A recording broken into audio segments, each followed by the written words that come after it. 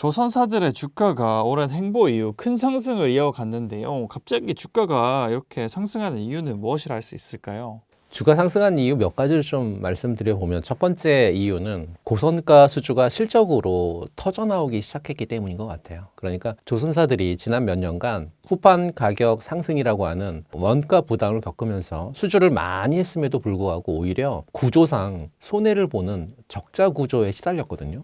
그러니까 그동안 이제 조선사 주가들이 상승을 못했었던 건, 수주를 해도 그게 5, 6년 전에 따낸 저가 수주 물량이었던 거죠. 그러니까 배를 만들어 팔아도 남는 게 없었던, 그러니까 적자를 계속 면치 못했었던 부분들인데요. 최근 들어서 2021년, 2023년에 조선사들이 확보한 수주 잔고는 역대급 고선가에 계약된 물량들이 굉장히 많습니다. 그러니까 선박 건조는 계약 후에 적어도 빨라야 2년, 3년 후에 매출로 인식되거든요. 바로 이 고선가 물량들이 2025년부터 본격적으로 매출과 이익으로 반영됐기 시작됐기 때문인데, 단순한 비용 어떤 절감에 대한 구조적인 이익률 개선뿐만 아니라 지금 조선사들이 일을 하면 할수록 돈을 버는 어떤 체질로 변화되고 있다, 이렇게 보시는 게 가장 맞을 것 같고요. 주가는 이 흑자 턴어라운드에 현재는 환호하고 있는 것 같습니다. 두 번째 이유를 들면,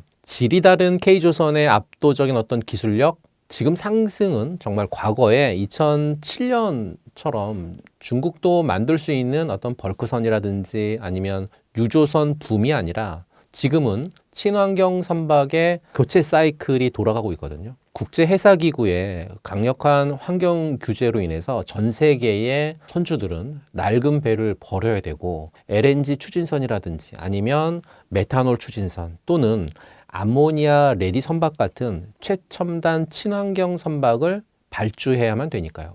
그런데 이 고부가가치 선박은 현재 기술력으로는 중국이 만들기 어렵습니다. 불량률이 굉장히 높고 기술력도 굉장히 안 되거든요. 오직 K조선만이 완벽하게 만들 수 있습니다. 그러니까 우리 조선소들은 쏟아지는 주문 속에 선별 수주를 하고 있는 거예요. 비싼 값을 줄 거 아니면 주문하지 마라, 배짱을 부릴 수 있게 된 거죠. 이 기술적 혜자가 주가를 끌어올리는 두 번째 이유 같고요. 세 번째 이유는 슈퍼사이클의 장기화 기대감인 것 같아요. 그러니까 국제해사기구의 환경 규제가 강화되면서 이제 노후 선박들은 LNG 추진선이라든지 아니면 메탄올 추진선 같은 친환경 선박으로 교체해야 되는 압력을 받고 있다는 거죠. 이 노후선 교체 사이클은 단기 이슈가 아니라 최소 5년에서 10년 이상 이어질 구조적인 수요를 만들어내고 있거든요. 현재 한국 조선사들은 3, 4년치 일감을 이미 확보했고, 당장 신규 수주가 조금 줄어든다 하더라도 확보된 고선가 잔고 덕분에 향후 몇 년간은 안정적인 매출하고 안정적인 이익 성장이 보장이 되고 있습니다. 그러니까 긴 호흡으로 성장할 수 있는 기반이 마련됐다는 거죠. 과거의 조선주하고 지금의 조선주는 완전히 색깔부터가 다릅니다. 지금은 고부가 선박의 어떤 이익 성장이라고 하는 새로운 시대로 진입을 했으니까요. 조선업의 황금기는 이제 좀 시작이 아닐까 싶고, 이 구조적 상승 사이클에 여러분들도 흔들림 없이 탑승하셨으면 좋겠다라는 말씀 드리고 싶습니다. 매달 10일 간격으로 진행되는 유튜브 무료 특강 아래의 링크에서 신청하세요. 우리나라 조선사들의 적자 탈출, 실적 개선이 이어지면서 주가가 큰 폭의 상승을 보여주었는데요. 한편에서 너무 오른 것이 아닐까 하는 우려도 이어지고 있는데, 우리나라 조선사들의 주가 고평가라고 할 수 있을까요? 지금 고평가라고 주장하는 분들의 논리는 어떻게 보면 약간 좀 단순한 것 같아요. 이제 예를 들어 볼게요. PBR 값이라고 있는데, 그러니까 기업의 주가가 장부가치 대비해서 얼마나 높은지를 또는 낮은지를 나타내는 지표가 PBR 지표인데, 과거 10년 동안 조선주의 PBR은 평균 0.5에서 0.7 정도 됐어요. 근데 지금 PBR은 그거보다 한 두세 배 높은 1.5에서 2배 정도를 넘어가고 있으니까, 사실 이 PBR 값 하나만 놓고 본다라고 하면 비싸다는 논리는 맞습니다. 과거 10년의 PBR이 그런데 왜 1배 미만이었을까요? 그 북밸류가 뭐였냐면, 껍데기인 자산이거나 아니면 정말 팔아도 돈이 안 되는 저가 수지였고, 그리고 당장 내일 망해도 이상하지 않을 만큼의 부실 자산이 PBR 값을 주로 이뤘거든요. 그러니까 이런 깡통 자산이니까 0.5배를 줘도 비쌌던 거죠. 근데 지금은 어떨까요? 2025년 3분기 실적이 증명하듯 적자 모두 털어냈죠. 그리고 지금 조선소 도크 가보시면 아시겠지만 쌓여 있어가지고 들어갈 틈이 없습니다. 이렇게 도크에 쌓여있는 자산은 2026년, 2027년에 정말 막대한 이익을 안겨줄 고부가가치 선박 수주 잔고잖아요. 과거의 깡통 자산과 지금의 황금알 자산을 같은 PBR 잣대로 비교하는 것 자체가 어불성설이죠. 진짜 실력은 2026년부터 시작입니다. 우리가 주가를 볼 때 이 PBR 값인 자산보다는 사실은 돈을 얼마나 잘 버는지에 해당하는 PER 값을 봐야 돼요. 그래서 얼마를 버는데 도대체 얼마를 벌길래 지금 주가가 이럴까? 그러니까 지금 보고 계신 2025년 3분기, 4분기 실적은 솔직히 말씀드리면 맛보기 수준입니다. 이제 겨우 적자를 털고 나 돈 벌기 시작했다? 라는 신호탄인 거죠. 진짜 돈잔치는 2026년, 2027년에 벌어질 겁니다. 왜냐하면 2023년 하반기부터 2024년 그리고 2025년까지 계약한 역사상 가장 비싼 가격에 수주한 LNG선, 메탄올 선들이 2026년부터 본격적으로 매출과 이익으로 잡히기 때문이죠.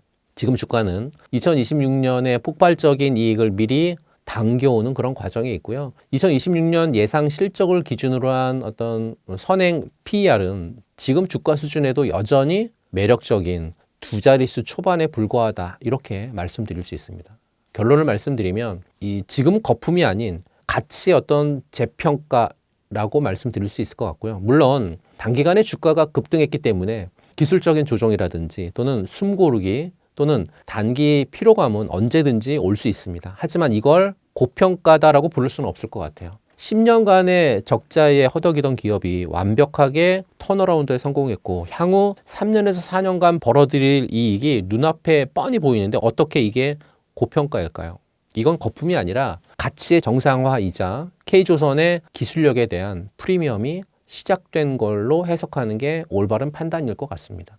과거 2007년 슈퍼사이클 당시에 PBR이 4배, 5배 갔던 것을 기억하시기 바랍니다. 물론 추격 매수는 조심하셔야 되죠. 하지만 조정을 받을 때마다 이 상승의 본질이 무엇인지 생각하면서 용기를 내셨으면 좋겠고요. 10년 만에 온 거대한 파도에 겁먹지 마시고 이 파도를 즐기시는 게 어떨까라는 말씀 드리고 싶습니다. 올해 국내 조선업 수주 현황은 어떠하고 앞으로 기대되는 수주가 있을까요? 2025년 글로벌 신조선 발주량만 놓고 본다라고 하면 올해 상반기 기준으로 전년 같은 기간 대비해서 한 40에서 50% 수준으로 감소했다라고 합니다. 이 숫자만 놓고 보면 어떻게 수주 절벽 아니냐 하고 이제 걱정하실 수 있는데 하지만 숫자에 함정이 있습니다. 국내 조선사들은 이제 무작정 수주량을 늘리던 과거와는 완전히 달라졌죠. 돈 되는 배만 골라 짓는 선별 수주 전략을 펼치고 있으니까요. 저가 수준은 아예 쳐다보지도 않고 있고요. 가장 최근에 이제 공시된 내용을 보게 되면 조선 빅3 중에서 HD 한국조선해양 같은 경우에 이미 연간 수주 목표의 70% 이상을 달성했거든요. 수주 환경이 둔화된 상황에서도 고부가가치 선박을 중심으로 해서 튼튼한 일감을 채우고 있다라고 하는 명백한 증거죠. 그리고 올해 상반기 국내 조선사들이 LNG 추진 어떤 초대형 컨테이너선 시장에서 정말 작년 연간 실적을 이미 훌쩍 뛰어넘었습니다.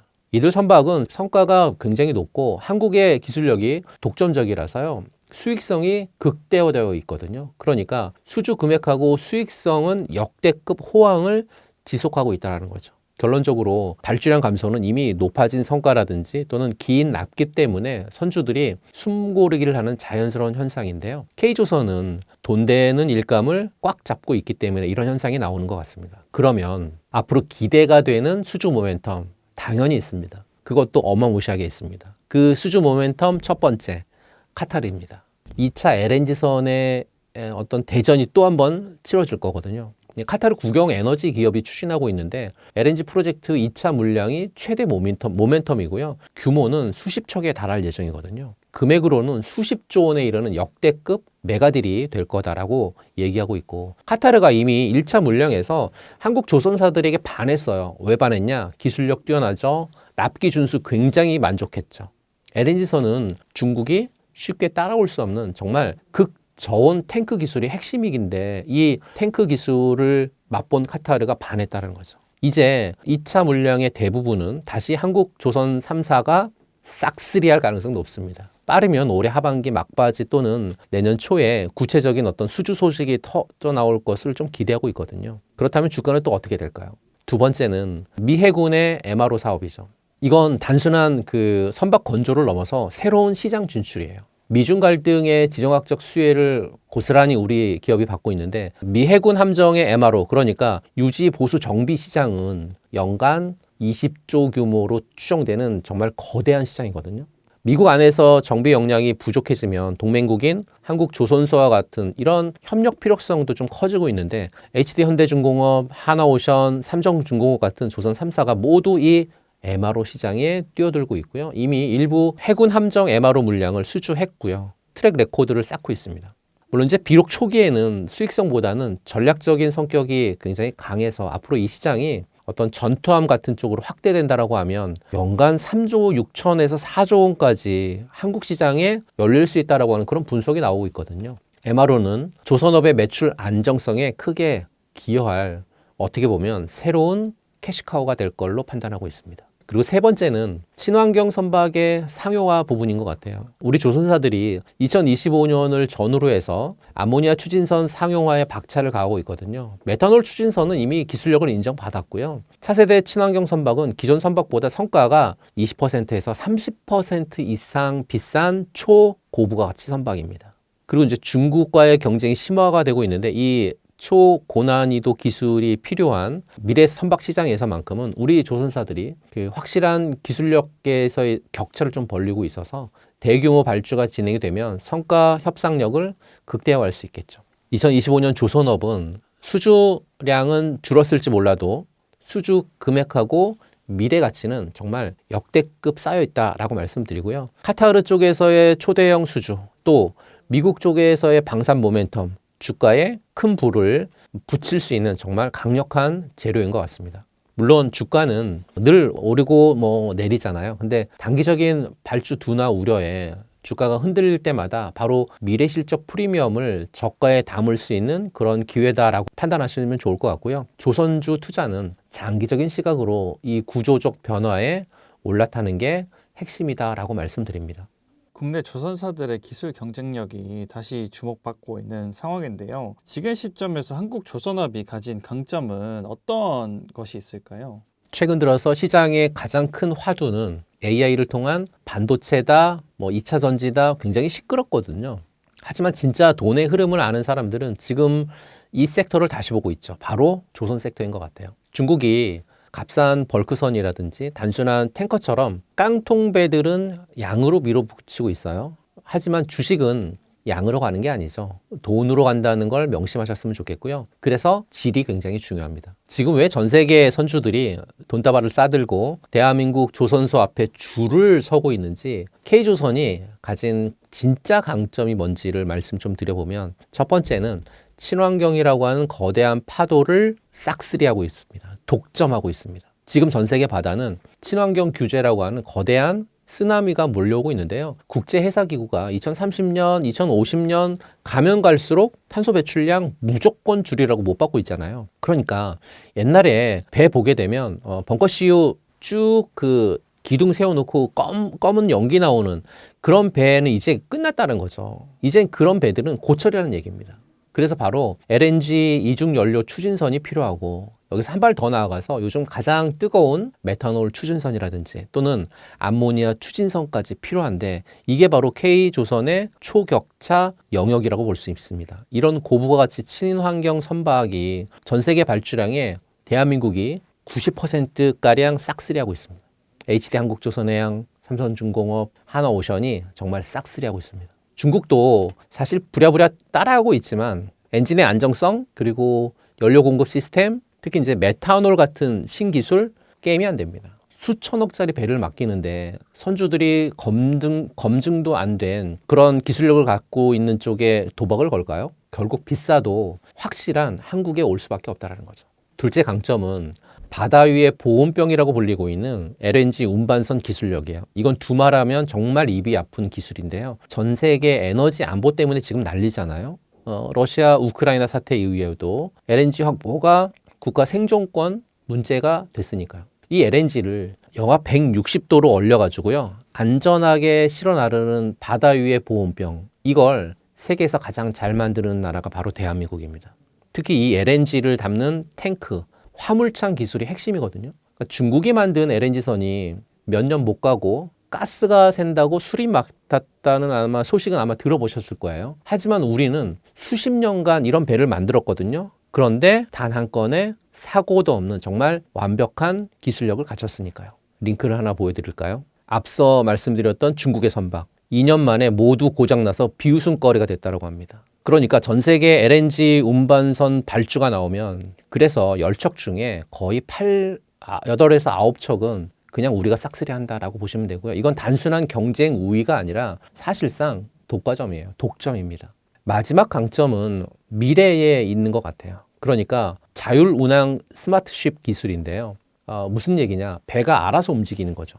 지금 HD 현대 같은 곳은 이미 AI 항해사가 최적의 항로를 찾아주고요. 연료 소모를 15% 이상 줄여주는 항해 보조 시스템을 상용화했거든요. 하나오션이라든지 삼성중공업도 디지털 트윈 기술로 인해서 배의 모든 상태를 실시간으로 점검하는 원격 제어 시스템 같은 부분들도 상용화하고 있습니다. 이게 왜 중요하냐면 선박 운영비의 사실상 절반 이상이 연료비하고 인건비거든요. 이걸 AI하고 디지털 기술로 전환을 하는 획기적인 전환이 진행이 된다라고 하면 많이 줄일 수 있거든요. 그래서 미래 바다의 표준은 스마트 쉽이 될 거고 K조선은 이 원천 기술을 선도하고 있다. 이렇게 보시면 좋을 것 같습니다. 지금 K조선이 강한 이유는 단순히 배를 많이 만들어서가 아니고요. 가장 비싼 배인 친환경 선박, 우리만 만들 수 있는 배인 LNG 운반선, 미래를 지배할 스마트 쉽, 이 세 가지를 모두 독점하고 있기 때문입니다.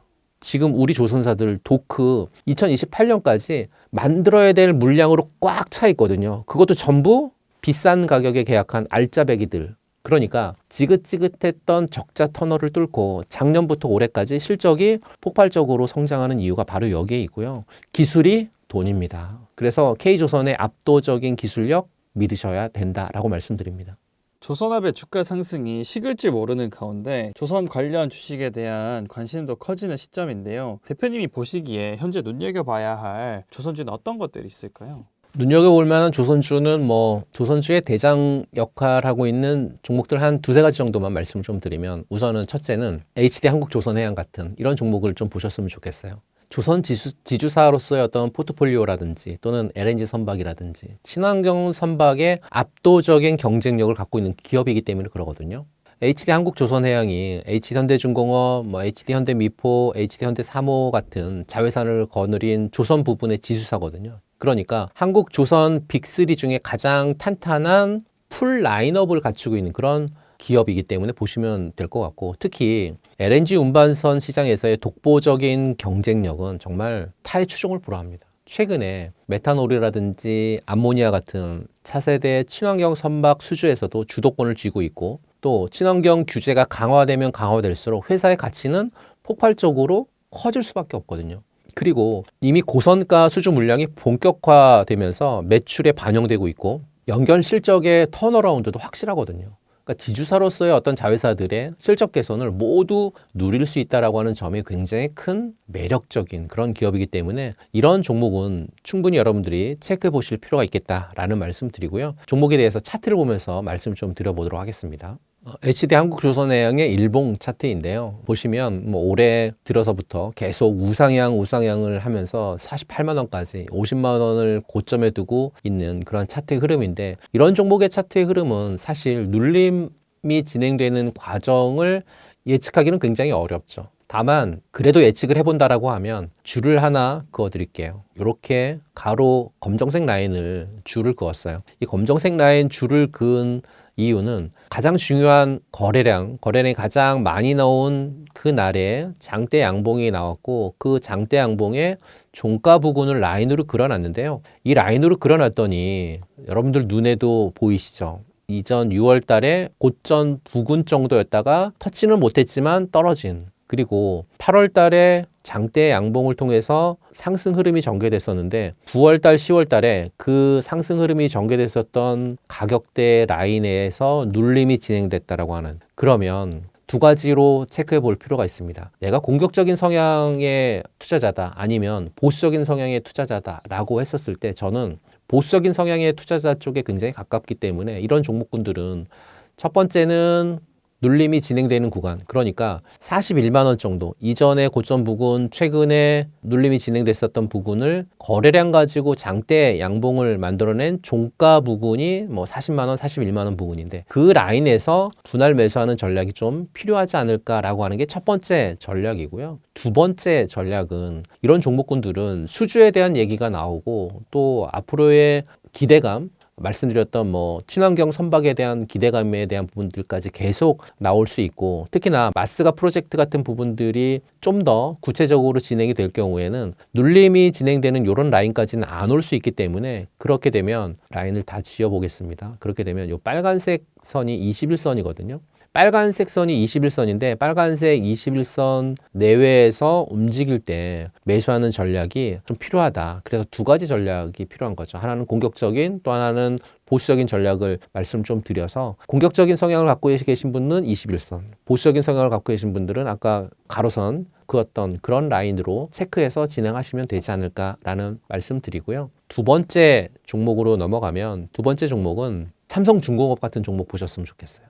LNG선하고 해양 플랜트의 투트랙 전략을 구사하고 있는 그런 기업이고 재무 구조가 크게 개선되고 있는 그런 기업인데요. HD 한국조선해양과 함께 LNG선 시장을 이끌고 있는 투톱 중에 한 기업이죠. 그리고 해양 플랜트 분야에서도 강점을 가지고 있어서 다각화된 어떤 수주 포트폴리오가 굉장히 돋보이고 있는 그런 기업이고 특히나 유가 안정화라든지 또는 글로벌 에너지 안보 강화라든지 또 FLNG 같은 고부가가치 해양 플랜트 발주가 다시 증가할 가능성이 굉장히 높다라고 보고 있고요. 이 분야에서 삼성중공업의 기술력은 글로벌 최고 수준이니까요. 그리고 과거에 대규모 손실 우려를 털어내고 고부가가치 선박 위주의 그 선별 수주를 통해서 재무 구조가 현재 빠르게 안정화되고 있거든요. 흑자 기조가 확실해지면 밸류에이션에 있어서의 리레이팅이 강력하게 나타날 수밖에 없다라고 좀 판단을 해서 이런 리레이팅이 강력하게 나타날 수 있는 그런 기업들은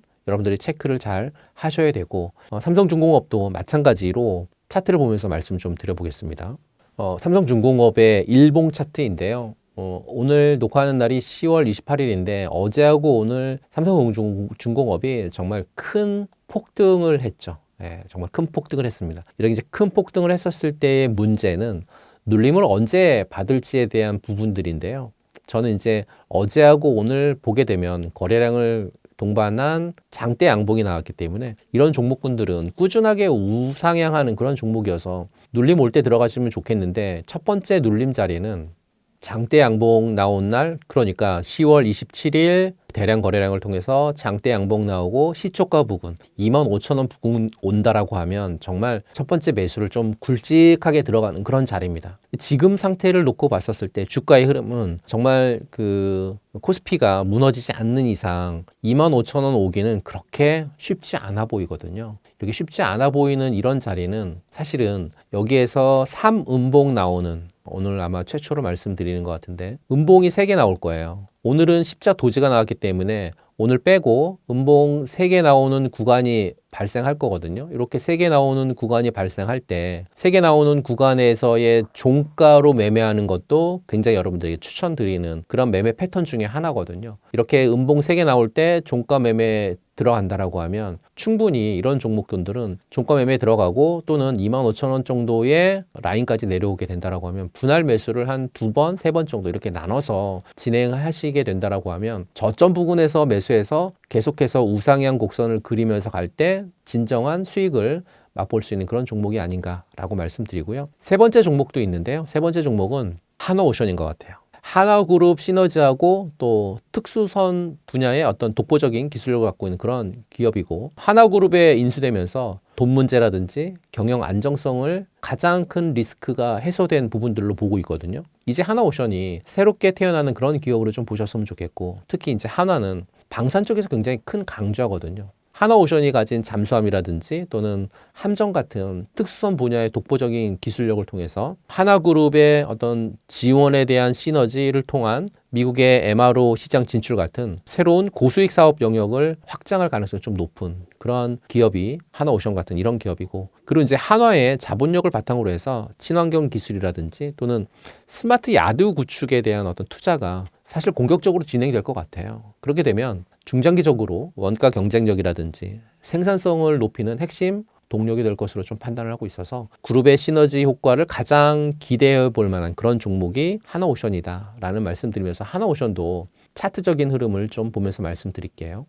지금 보시는 차트가 하나오션의 일봉 차트인데, 하나오션에 대한 일봉 차트도 라인을 하나 그려보도록 하겠습니다. 이렇게 이제 검정색 라인을 가로를 하나 그었거든요. 여기가 한 11만 3천 원 정도 되는 라인인데, 왜 이 라인을 그렸냐면 대량 거래량이 발생을 하고 종가 부근이기 때문에 11만 3천 원이라고 하는 가격대의 라인을 그렸고, 그 11만 3천 원이라고 하는 가격대 내외를 최근 2개월 동안 오르락 내리락 하면서 그 주변에서 놀고 있잖아요, 주가가. 그런데 최근 들어서 일주일 사이에 거래량이 많이 터졌나요? 이전에 터졌었던 거래량보다는 많지 않은 거래량을 통해서 양봉이 나왔다는 얘기는 추진력이 좀 약하다는 거죠. 그러니까 언덕을 올라갈 때 뒤에서 거래량으로 확 밀어줘야 언덕을 계속해서 올라가고 하는데, 이 미는 힘이 좀 약한 게 거래량이 좀 약하다고 하는 표현을 제가 쓰고 있는데, 미는 힘이 좀 약합니다. 그렇다고 하면 미는 힘이 약할 때 언덕에서 흘러내려올 가능성이 좀 없잖아 있기 때문에 첫 번째 매수 포인트 자리는 여기 지금 가로 라인 그어놨었던 11만 3천 원 정도 구간, 이 정도 구간에서 온다라고 하면 한 번 정도는 충분히 매수가 들어갈 수 있는 그런 자리라고 말씀을 좀 드리고요.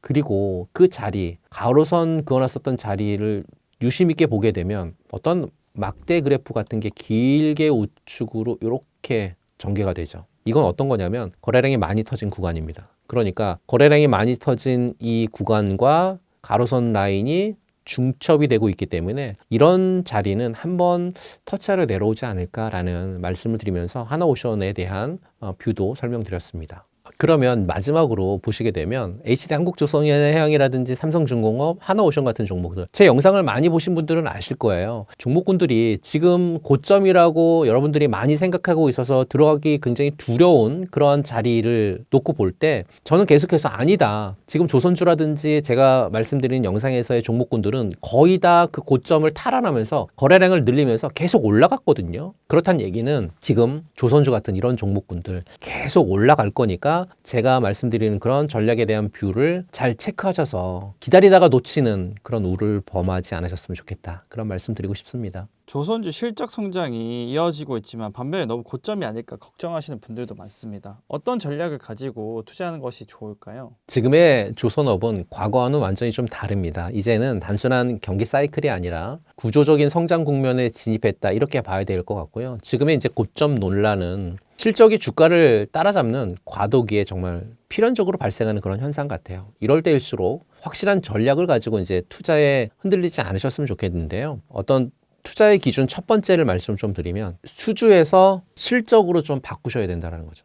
과거의 조선주는 수주가 터질 때마다 주가가 먼저 움직였거든요. 근데 지금은 상황이 달라졌죠. 이미 3, 4년치의 일감을 고선가로 꽉 채워놓았으니까요. 2025년에 들어서 글로벌 선박 발주량이 전년 대비 일시적으로 감소할 수 있다라고 하는 그런 우려가 나오고 있고, 이 때문에 단기적으로 주가가 출렁이면서 고점이라고 하는 어떤 불안감이 커질 건데요. 여러분들의 투자 시계를 수주 시점이 아니라 고성과 물량의 인도 시점, 그러니까 실적 개선 시점으로 옮겨놔야 된다는 거죠. 현재 주가가 높다고 느껴져도 앞으로 폭발적으로 늘어날 이익으로 주가를 나누는 P/E 값으로 정상화되는 과정을 보셔야 한다는 거죠. 쉽게 말하면 현재 주가는 미래의 이익을 선반영한 거잖아요. 이 미래의 이익이 눈앞에 현실로 나타나는 순간마다 주가는 다시 한번 탄력을 받을 가능성이 굉장히 높다고 판단하고 있고요. 그 눈높이를 2026년, 2027년 실적으로 맞추셨으면 좋겠다라는 말씀을 드리고 싶습니다. 두 번째는 고부가치 선박이라든지 비상선 사업에 집중하셨으면 좋겠다는 거죠.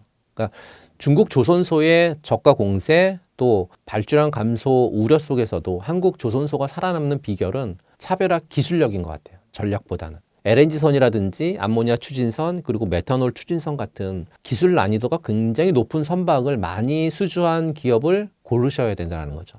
이 선박들은 마진율 자체가 다르기 때문에 HD현대중공업, 삼성중공업, 하나오션 같은 대형 3사에 대한 집중도를 높이셨으면 좋겠다라는 구체적인 말씀까지 드리죠. 그러니까 하나오션의 방산 분야나 특수선 분야 그리고 HD 한국조선해양의 미래 에너지 사업처럼 상선 이외의 안정적인 사업 포트폴리오를 가진 그런 기업에 주목해야 된다는 얘기고요. 특히 미 해군 함정의 MRO 시장 진출 가능성 또 장기적인 어떤 안정적인 수익을 가져다 줄 어떤 그런 게임 체인저이기 때문에 그런 MRO 시장에도 집중하셨으면 좋겠고 단순한 조선 테마주는 이제 좀 위험합니다. 그러니까 기술 초격차하고 사업 다각화라고 하는 두 가지 방패를 가진 그런 기업만이 이 고점 부담을 이겨내면서 계속해서 상승할 수 있지 않을까라는 말씀을 드리고요. 세 번째는 분할 매수하고 시간 분산이 필수적인 것 같아요. 그러니까 아무리 좋은 종목이라도 한 번에 몰빵하는 건 추천하는 방식 아니잖아요. 특히 지금처럼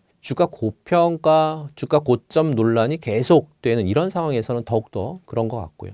올해 하반기 선주들의 관망세 확산이라든지 또는 환율 변동이라든지 또는 일시적인 수주 부진 뉴스 같은 이런 것들로 인해서 주가는 출렁일 수 있거든요. 이럴 때마다 분할 매수 기회로 삼으셨으면 좋겠고 목표 어떤 매수 금액을 정했다라고 하면 사실은 긴 안목을 통해서 한 달에 한 번씩 정기적으로 조금씩 조정받을 때마다 시간을 나눠서 매수하는 것도 굉장히 추천드립니다. 이렇게 하면 고점에 샀다가 심리적인 부담을 좀 줄이면서 평균 매수 단가를 굉장히 많이 낮출 수 있는 그런 효과적인 전략이니까요. 조선업은 이제 막 흑자 전환을 통해서 펀더멘탈의 정상화 단계에 진입을 했고 고점 논란이 비싼 게 아니라 아직 실적이 반영이 안 된 것에 대한 우려라고 말씀드리고 싶고요. 명확한 미래 실적을 믿으셨으면 좋겠고 좋은 종목에 분산 투자하셔서 이 파도를 즐기시는 여러분들 되셨으면 좋겠다라는 말씀 드리고요. 11월 10 비공개 유튜브에서의 특강이 또 전개가 됩니다. 오늘 말씀드리지 못한 내용들에 대한 부분들, 전략적인 부분들을 원하시는 분들은 비공개 유튜브에서 진행이 되는 11월 10 저녁 8시 특강을 참조해 주셨으면 좋겠고요. 시황에 있어서 얘기를 해드릴 거고 시황에서 보셔야 되는 종목 설정해 드릴 겁니다. 섹터 하나를 설정해서 그 섹터에 가장 상승 흐름이 좋은 퍼스트 클래스 기업을 설정을 할 거고요. 그 퍼스트 클래스 기업군 중에 텐베거 종목을 하나나 두 종목 정도 말씀을 드려서 가장 상승 탄력을 많이 받을 수 있는 그런 종목 여러분들에게 설명해 드립니다. 코인까지도 설명해 드릴 거니까요. 이 모든 특강 안에 들어가는 내용들 비공개지만 단 한 가지 좋은 건 무료라는 겁니다. 특강이 여태까지 계속 진행이 될수록 많은 CS를 받았거든요. 근데 가장 좋은 건 특강 내용이 너무 좋다. 그리고 특강을 통해서 종목을 샀는데 수익을 봤다라고 하는 얘기들이 계속 끊임없이 들어오고 있습니다. 무료입니다. 돈 벌고 싶으신 분들 들어오셔서 링크를 아래 달아둘 테니까 링크로 들어오시거나 아니면 저희 홈페이지에 들어오셔서 로그인하신 다음에 신청해 주시게 되면 저희가 별도로 SNS로 안내해 드릴 테니까요. 안내 받으시고 특강 들으시고 돈 많이 버셨으면 좋겠습니다. 매달 10일 간격으로 진행되는 유튜브 무료 특강 아래의 링크에서 신청하세요. 2차전지 산업이 빠르게 변화하고 있는데요. 대표님 보시기에 지금 산업의 흐름은 어떤 단계에 와 있나요? 2차 전지 산업은 현재 몇 가지 큰 변화의 축을 동시에 좀 지니고 있는 것 같아요. 첫 번째 변화의 축은 성장 통해서 어떻게 보면 구조적인 안정화 단계로 진입하고 있다. 이렇게 얘기를 할 수 있을 것 같거든요. 그러니까 작년만 하더라도 전기차 수요 둔화하고 그리고 원자재 가격의 급락으로 인한 실적 쇼크가 2차 전지를 지배했죠. 한국 배터리 3사의 올해 2025년 영업이익 컨센서스도 1년 전 대비해서 한 60% 정도 하락했을 정도니까 사실 단기 실적은 어떻게 보면 최악이 아니었을까라고 말씀을 좀 드리고요. 하지만 이제 기업들은 이런 성장통을 좀 극복하기 위해서 어떤 소재 개발의 다각화라든지 아니면 LFP 배터리 같은 부분들을 채택을 하는 거 그리고 보이는 ESS 같은 새로운 성장 동력 확보에 사활을 좀 걸고 있습니다. 둔화 자체에만 매몰되지 않고 수요 둔화 이후에 승자를 찾기 위해서 노력을 하고 있다는 거죠. 두 번째 변화의 축은 점유율 경쟁에서의 어떤 부분들이 이제는 가격 경쟁으로 좀 변하고 있다는 거죠. 과거에는 기술 우위를 바탕으로 해서 시장을 선점하고 점유율 싸움이 중요했다라고 하면 이제는 중국 기업들의 대규모 증설이라든지 또는 완성차 기업들의 어떤 원가 절감 압력 때문에 가격 경쟁력이 이제 좀 핵심이 되고 있는 그런 부분들이거든요. 그리고 이제 2025년 들어서 한국의 셀 메이커 능력 증분이 출하량 증분을 초과하면서 공급 과잉이 심화가 되고 있는, 이렇게 이제 과잉 공급 해소되는 시점까지는 사실 판가 하락 압력이 계속 지속될 수밖에 없겠죠. 세 번째 변화의 축 같은 부분들을 놓고 본다라고 하면 기술 혁신에서 이제는 기술 표준화하고 차세대 경쟁으로의 어떤 변화 쪽으로 기울이고 있는 것 같아요. 그러니까 하이니켈 중심에서 FP로 또는 미드니켈로 배터리 셀 믹스가 빠르게 좀 변화하고 있다, 이렇게 말씀드릴 수 있을 것 같고요. 그리고 이제 또한 전고체 배터리의 상용화 경쟁이 가속화되고 있죠. 특히 이제 삼성 SDI 같은 경우에 이제 선두 기업 같은 부분들을 놓고 보면 2025년에 전고체 관련 구체적인 로드맵을 제시했고 궁극의 기술 경쟁을 주도하고 있고, 이걸 놓고 본다라고 하면 미래 시장 지배력을 결정하는 굉장히 중요한 요소를 현재는 잘 체크하고 있다, 이렇게 말씀드릴 수 있을 것 같고, 산업이 이제 과도기에 접어들게 되면 선별적 성장이 나타나는 게 굉장히 큰 특징이거든요. 그러니까 모든 종목이 함께 가는 그런 시대는 2000년대 특히 끝났다라고 계속 말씀드리고 있고, 미국의 뭐 IRA라든지 뭐 유럽의 CRMA 같은 이런 주요국들의 정책적 규제는 단순한 보호 무역을 넘어서 배터리 공급망을 재편하는 굉장히 큰 좀 뭐랄까요, 무기가 되고 있다라고 이렇게 표현해야 될 것 같습니다. 한국 기업들을 놓고 보면 이 정책 리스크를 경쟁 우위로 바꿀 수 있는 가장 유일한 플레이어들이 한국 기업들인 것 같고, 북미나 유럽의 현지 생산 능력을 갖추고 있거나 또는 핵심 광물의 공급망을 내재화하고 있는 그런 기업들이 진짜 승자가 될 거다라고 말씀드리고 싶고요. 만일 전기차 시장의 둔화가 장기화될 경우에 ESS나 또는 사용 후의 배터리 재활용 시장 같은 K배터리의 안정적인 어떤 성장판이 여기에서 나오지 않을까 말씀을 좀 드리고 싶고, 신재생 에너지 확대하고 맞물려서 ESS 시장은 폭발적으로 성장할 겁니다. 또 배터리 셀 제조사하고 관련 부품 기업들에게는 정말 확실한 버팀목이 되줄 수 있는 그런 새로운 이런 시장도 계속해서 관심 기울이셔야 되지 않을까라는 말씀을 드리고 싶습니다. 이차전지 주가가 상승한 이유와 지금 수급 현황은 어떠한가요? 이차전지 주가를 짓눌렀었던 가장 큰 악재는 전기차 수요 둔화였습니다. 하지만 이 악재를 상쇄하고 주가를 끌어올린 확실한 호재가 있죠.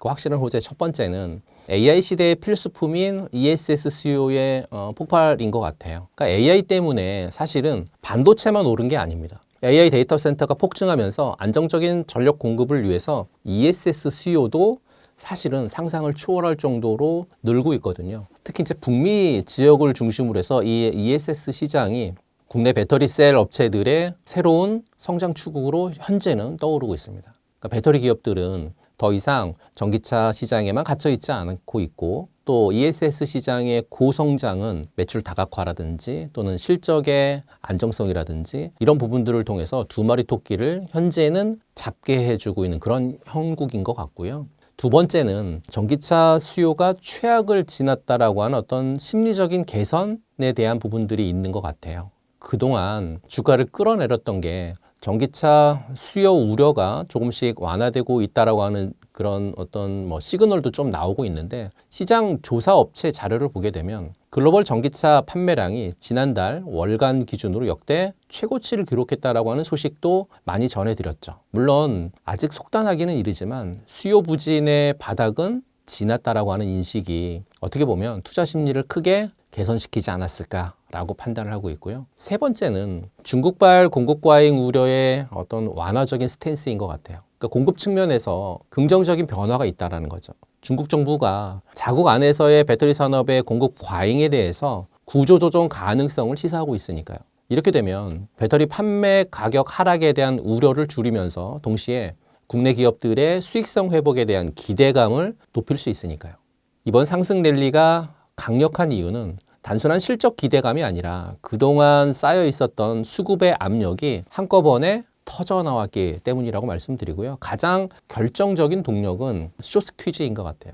지난 2년간 2차전지 업황 부진에 베팅을 하면서 공매도 잔고가 엄청나게 쌓였잖아요. 그런데 앞에서 말씀드린 호재들로 인해서 주가가 오르기 시작하자 공매도 투자자들이 손실을 줄이기 위해서 급하게 주식을 되사기 시작을 했죠. 이게 바로 숏커버링이고 주가를 폭발적으로 끌어올리는 숏스퀴즈를 발생시켰죠. 특히 이제 LNF라든지 에코프로 같은 공매도 비중이 높았던 종목들이 10월 들어서 40에서 70% 급등한 건 이걸 증명하는 그런 사례고, 수급이 주도한 강력한 어떤 시세라고 하는 부분들을 놓고 봤었을 때는 이번에 LNF라든지 에코프로의 비중이 높았던 공매도 잔고수가 확연하게 차이 나는 걸 여러분들이 보실 수 있는데요. 링크를 하나 보여드릴게요. 이 종목은 에코프로라고 하는 종목이고요. 그 에코프로의 종목에 약 한 달 정도의 공매도 잔고 수량에 대한 부분들인데요. 보시는 것처럼 10월 23일까지의 자료이지만 9월 26일, 10월 23일까지 약 한 달 동안에 850만 주였었던 공매도 잔고 수량이 670만 주로 거의 200만 주가량 줄었다라고 하는 공매도 잔고에 대한 얘기까지 여러분들에게 드리게 됩니다. 그리고 10월 들어서 수급을 보게 되면요. 외국인하고 기관이 2차전지 업종에 대해서 쌍끌이 매수, 그러니까 동반 매수세를 보이면서 순환매가 유입이 되고 있는 그런 모습이거든요.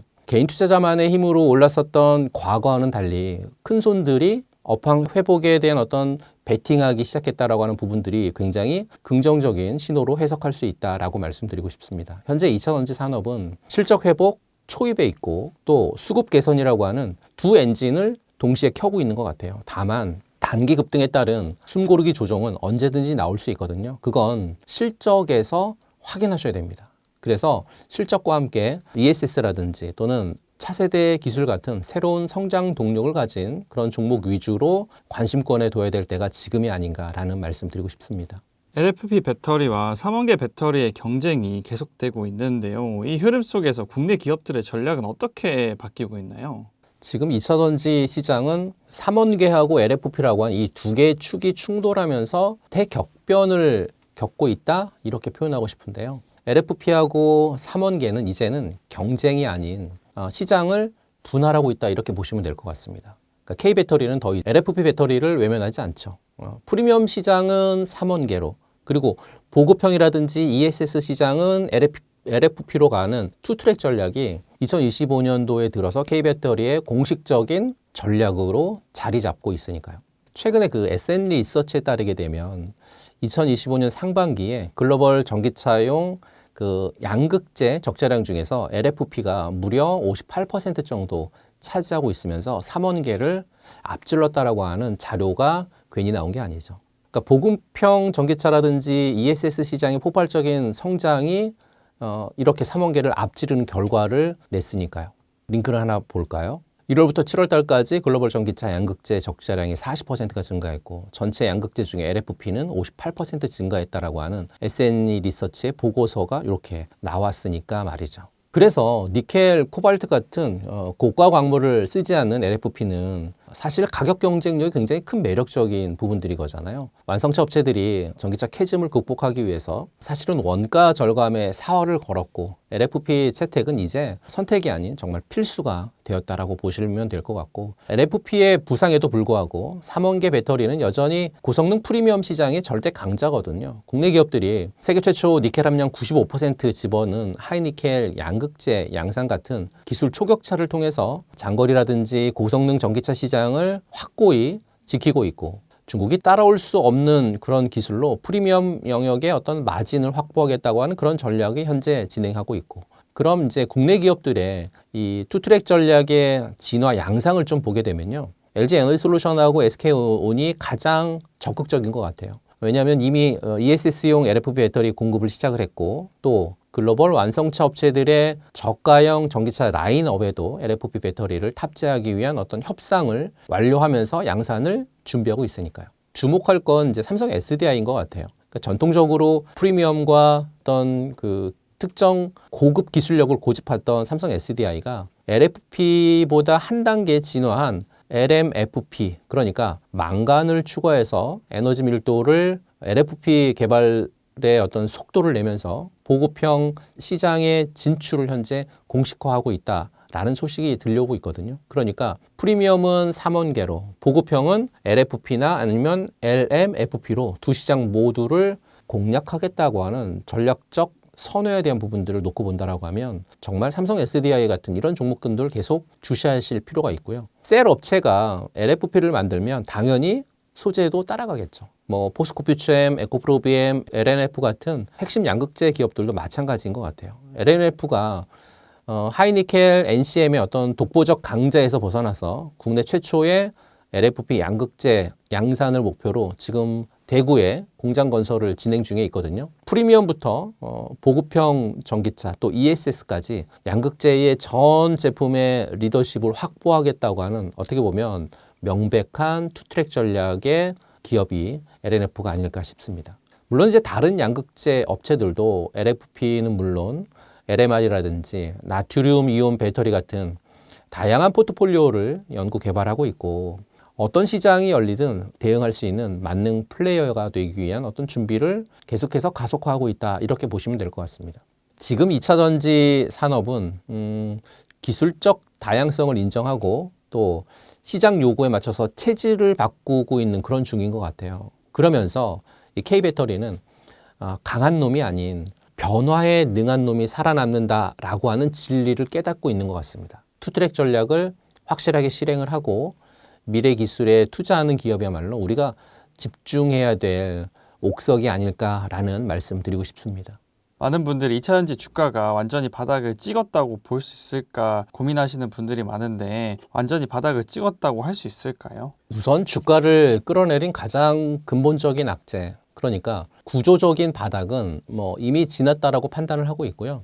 하지만 이제 바닥을 찍고 바로 뭐 V자 반등을 한다라고 하는 그런 의미는 아니고 지금은 어떻게 보면 긴 터널을 지나서 평탄한 길을 걷는 단계, 그러니까 바닥을 다지는 과정에 있다라고 보는 것이 가장 현실적이고 정확한 진단이 아닐까 싶습니다. 이렇게 이제 진단을 내린 뒷받침하는 몇 가지 근거를 말씀을 좀 드리면 우선은 첫 번째는 재고 평가 손실의 턴어라운드인 것 같아요. 2024년부터 2025년 들어오면서 주가를 짓눌렀었던 가장 큰 요인은 리튬 같은 핵심 광물 가격 폭락에 따른 양극재 기업들의 대규모 재고 평가 손실이었잖아요. 이게 회계적인 손실로 그리고 기업의 펀더멘털로 직접적으로 악화시켰기 때문에 주가가 떨어졌죠.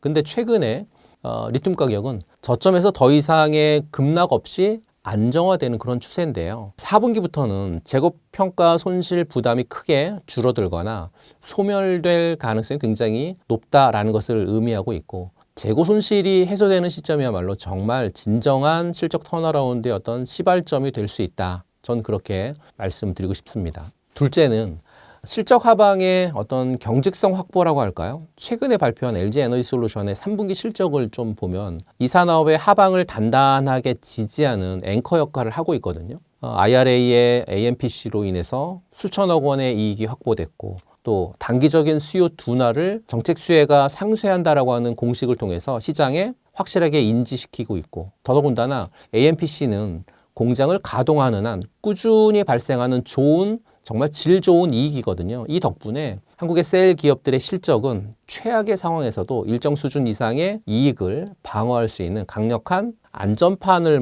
확보하고 있는 그런 부분이다라고 말씀드릴 수 있을 것 같습니다. 그리고 세 번째는 큰손들의 귀환이라고 할까요? 그러니까 이번 10월 달에 2차전지의 랠리는 개인 투자자분들에 의해서 만들어진 건 아니고 외국인과 기관이 동반 매수로 돌아섰기 때문인데요. 그동안 2년 내내 2차전지를 팔아치우던 이 외국인과 기관들이 지금 왜 살까요? 이제는 정말 싸다. 그리고 ESS라고 하는 새 먹거리가 확실하다. 그러니까 큰손들이 업황 턴어라운드에 베이팅하기 시작했다라고 하는 그런 뜻이거든요. 물론 마냥 장밋빛 이야기만 할 수 없습니다. 바닥을 다지고 있다고 해서 곧바로 폭등이 오는 건 아니니까요. 아직 시장이 경계해야 될 리스크는 분명히 있는데 바닥을 확인했다라고 하는 말은 V자로 곧장 전고점까지 날아가겠다 이런 뜻은 아니고 특히 10월 한 달 동안 2차전지 종목들을 보게 되면 50%에서 70%씩 폭등을 했습니다. 어떻게 보면 이건 정상이 아니죠. 그러니까 쇼스퀴즈 또는 유동성에 의한 급등은 반드시 숨고르기하고 건강한 조정을 동반하거든요. 주가가 이 급등 이후에 조정을 받을 때 이전 저점을 깨지 않고 뭐 지지선을 만들면서 다시 올라가는 그런 흐름, 많이 들어보셨던 뭐 N자형 파동, 이게 나와야, 그리고 4분기 실적이 정말 개선되는지를 숫자로 확인해야, 그래야 이번 10월 달에 폭등했었던 이 폭등이 N자형으로 인해서 계속해서 상승할 수 있지 않을까라는 말씀 드리고 싶습니다. 2차전지 업황의 개선이 예상되는 가운데 앞으로 눈여겨볼 기업은 어떤 기업이 있을까요? 2차전지 하면 아무래도 이 종목을 빼놓고 얘기할 수는 없겠죠. 말이 필요 없는 대장주인 LG 에너지 솔루션입니다. 투자해야 되는 어떤 포인트를 짚어드리면, 지금 2차전지 업황 개선의 가장 확실한 동력은 ESS거든요. 그러니까 AI 데이터 센터 폭증이라든지 또는 전력망 안정화 요구가 맞물리면서 ESS 수요는 정말 폭발하고 있습니다. 그런데 LG 에너지 솔루션이 이미 북미의 ESS 시장에서 압도적인 존재감을 보이면서 확실한 어떤 수주라든지 실적을 확보하고 있고, 또 전기차 캐즘 우려를 ESS로 상쇄하면서 실적 안정성을 확보했다라고 하는 게 가장 큰 매력 포인트인 것 같고요. 두 번째 포인트는 LG 에너지 솔루션이 고성능 하이니켈 3원계로 프리미엄 시장을 지배하고 있는 동시에 LFP 배터리 양산을 본격화하면서 보급형 전기차와 ESS 시장까지 모두 섭렵하겠다라고 하는 이 투트랙 전략을 가장 공격적으로 수행하고 있는 그런 기업이기 때문에 그렇습니다. 그러니까 시장의 모든 수요에 대응 가능한 준비된 기업이라는 거죠. 그리고 북미 시장에서 합작 공장을 통해 가지고 IRA 수혜를 가장 크게 받을 수 있는 기업 중에 하나로 꼽히고 있습니다. LG 에너지 솔루션을 차트를 보면서 설명을 좀 드려보도록 하겠습니다. 검정색 라인이 굉장히 중요한 라인이다라고 무척이나 강조를 했는데, 그 검정색 라인에서 횡보하고 있었던 LG 에너지 솔루션이 10월 달 들어서 거래량을 굉장히 많이 늘리면서 주가도 폭발적으로 상승을 했거든요. 그런데 일봉에서 이 주가를 보기에는 좀 무리가 있어서 주봉으로 주가를 좀 보고 싶은데요. 주봉으로 주가를 놓고 보게 되면 가장 중요한 건 어떤 거냐면, 라인을 하나 쳐드리도록 할게요.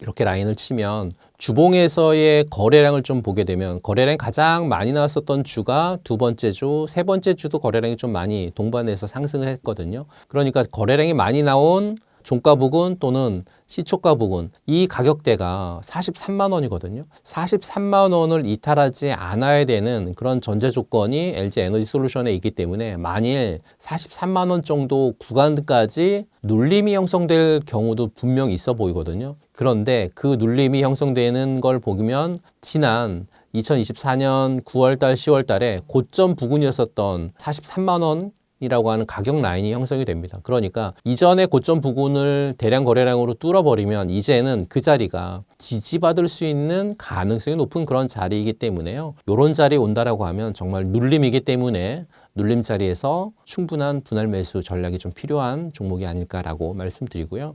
두 번째 종목은 LNF인 것 같습니다. 두 번째 종목은 뭐 ESS라든지 LFP의 어떤 새로운 성장 동력을 장착을 한 LNF인데요. 투자 포인트를 말씀을 좀 드리면, 앞서 말씀드렸던 것처럼 ESS 시장의 폭발적인 성장 기대감이 첫 번째 투자 포인트고, 특히 AI 데이터 센터의 전력 인프라 수요가 급증하면서 ESS의 중요성이 굉장히 커졌잖아요. ESS의 핵심 부품은 전기차용 배터리하고 거의 동일하기 때문에 양극재 기업인 LNF가 직접적인 수혜를 입는 그런 구조라고 보시면 될 것 같고요. 2년 만에 흑자 전환에 대한 기대감도 있습니다. 또 ESS하고 테슬라 쪽의 어떤 출하량 증가에 대한 기대감도 지금 굉장히 높거든요. 그래서 이런 기대감 갖고 있는 LNF를 먼저 좀 보시면 좋을 것 같고, 두 번째 투자 포인트는 LNF의 고성능 하이니켈 양극재 기술은 이미 세계 최고 수준입니다. 최근에 LFP 양극재 시장 진출에도 속도를 내고 있고,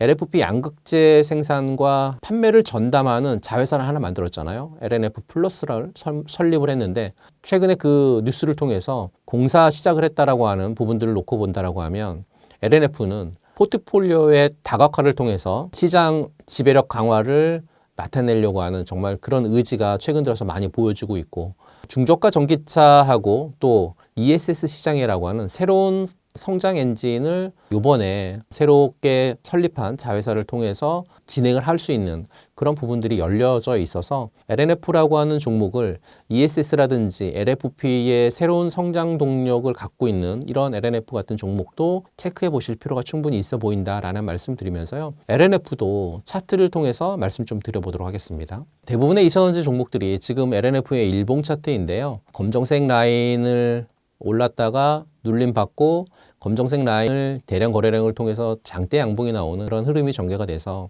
지금 자리에서 더 갈 거냐 말 거냐를 볼 수 있는 부분들은 사실 일봉보다는 주봉에서 좀 보셨으면 좋겠고요. 늘 말씀드리지만 검정색 라인이 굉장히 중요합니다. 제 차트를 많이 보시는 분들은 아실 거예요. 계속해서 검정색 라인을 강조해 드리고 있는데 주봉에서조차도 그 검정색 라인의 구도가 형성이 되고 있는 부분들은 뭐냐면 검정색 라인 부근에 왔더니 거래량이 많이 늘었죠. 이렇게 거래량이 많이 늘었다는 얘기는 이제는 검정색 라인 부근에서 눌림이 전개될 가능성이 좀 높다라고 보시면 좋을 것 같고요. 그 눌림에 해당하는 가격대가 지금 12만 원 정도 이렇게 찍히고 있거든요. 우측에 보시면 12만 3천 원 정도 찍히고 있으니까 12만 원 내외 정도 구간에서는 눌림이 진행이 될 때 LNF 같은 이런 종목군들은 반드시 체크해 보실 필요가 있다라는 말씀 좀 드리고 특히나 이제 4분기 실적이 굉장히 중요하다고 계속해서 강조해 드렸기 때문에 정말 2년 만에 LNF라고 하는 종목이 적자에서 흑자로 턴어라운드 되는지 꼭 반드시 체크해 보실 필요가 있겠다라는 말씀드리면서 세 번째 마지막 종목은 소재 분야에서 강력한 경쟁력을 갖고 있는 LG화학을 좀 보셨으면 좋겠어요. LG화학의 가장 큰 투자 포인트는 수직 계열화인 것 같아요. 그러니까 양극재 핵심 원료인 전구체부터 최종 제품인 양극재까지 직접 생산하면서 원가 경쟁력이라든지 공급 안정성을 확보하고 있는 그런 부분들이고요. 최근에 LG화학이 고용량 하이니켈 양극재뿐만 아니라 니켈 함량을 낮추면서 에너지 밀도를 높이는 고전압 미드니켈 양극재 같은 이런 부분들을 통해서 차별에 대한 어떤 기술을 집중 좀 개발하고 있거든요. 특히 환경 영향을 줄이는 전구체 프리 양극재 기술까지 상용화 목표로 하고 있다고 하는 점에서 기술 리더십이 돋보이는 그런 기업이 LG화학이다 이렇게 말씀드리고 싶고 두 번째 투자 포인트는 최근 영국의 행동주의 펀드로 인해서 적평가 어떤 폭로 이슈가 나왔습니다. LG화학의 주가가 그로 인해서 급등을 했고 시장에 최근에 주목을 좀 받았죠. LG화학이 보유한 LG에너지솔루션의 가치가 제대로 반영되지 못했다라고 하는 이런 인식이 확산된 그런 결과인데요. 2000원지 업황 개선 기대감과 맞물려서 모 회사로서의 어떤 가치가 재조명되면서 가치 리레이팅이 본격화될 가능성이 좀 높지 않을까 그렇게 좀 판단을 해서 LG화학에 대한 부분들도 여러분들 좀 잘 보셨으면 좋겠고요.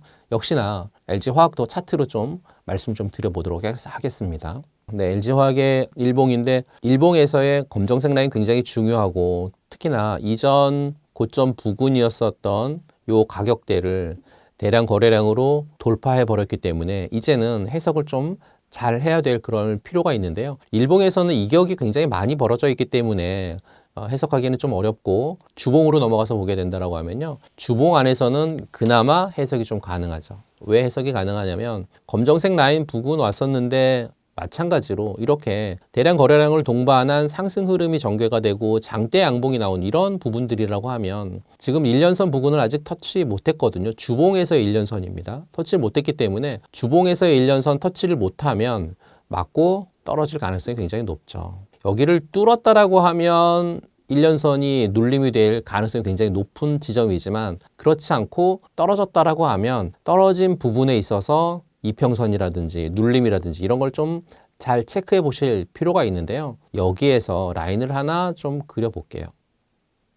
이렇게 라인을 그려보면 이 라인 중에 이전 고점 부근, 직전에 있었던 고점 부근을 터치를 했지만 뚫지 못했었던 그 가격대 보시게 되면 36만 원 정도의 가격대거든요. 36만 원 정도의 가격대가 지금 이 자리에서는 1차 눌림 매수가 되는 그런 지점이기 때문에 LG화학 같은 이런 종목들 4분기 실적 잘 체크하시면서 이 정도 가격대 되는 라인에서 오게 된다라고 하면 여러분들의 관심이 좀 필요한 그런 종목이 아닌가 이런 말씀 드리고 싶습니다. 올해 하반기 2차전지 기대할 만한 이벤트와 주가 상승 시점 언제로 보시나요? 올해 하반기 2차전지가 주목할 만한 이벤트는 첫 번째는 지금 당장 가장 중요한 부분들은 바로 이제 3분기 실적 발표 시즌이니까요. 이 실적 발표에 대한 부분들이 좀 중요한 것 같아요. 지금 녹화 날이 10월 28일인데요. K배터리 3사인 LG에너지솔루션, 삼성 SDI, SK온과 같은 그리고 이제 양극재, 음극재 같은 핵심 소재 기업들의 3분기 성적표가 속속들이 나오잖아요. 단순히 숫자가 잘 나왔냐 또는 못 나왔냐 보다는 더 중요한 게 있는데 그게 어떤 거냐면 바로 4분기하고요. 2026년에 대한 가이던스인 것 같아요.